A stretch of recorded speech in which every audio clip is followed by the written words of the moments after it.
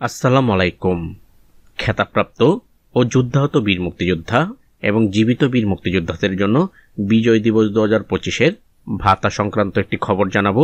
তবে আপনি যদি যুদ্ধের জীবন চ্যানেলে নতুন হয়ে থাকেন, চ্যানেলটি অবশ্যই সাবস্ক্রাইব করবেন, পাশেই থাকবেন।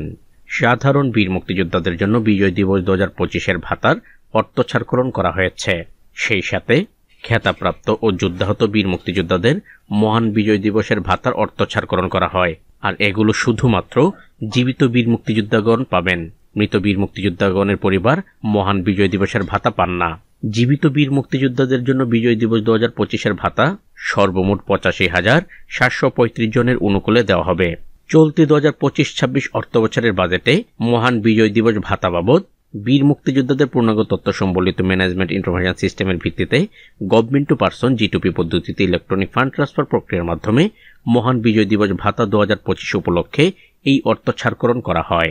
প্রত্যেক জীবিত বীর মুক্তিযোদ্ধা পাবেন 5,000 টাকা। সেই হারে 85,735 জনের অনুকূলে সর্বমোট বিতরণ করা হবে 42,46,75,000 টাকা। সর্বমোট 549টি উপজেলার মধ্যে মহান বিজয় দিবসের ভাতা বিতরণ করা হবে।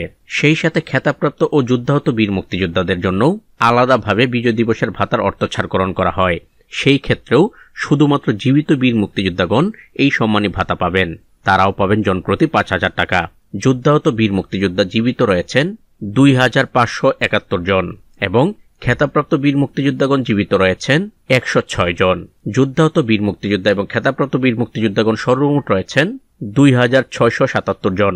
এই 2,677 জন খেতাবপ্রাপ্ত ও যুদ্ধাহত বীর মুক্তিযোদ্ধাদের অনুকূলে মহান বিজয় দিবসের ভাতার অর্থ ছাড়করণ করা হয়েছে।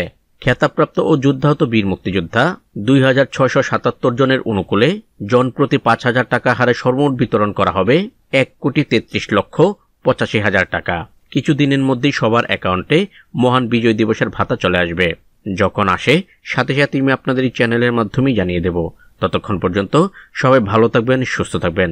আল্লাহ হাফেজ।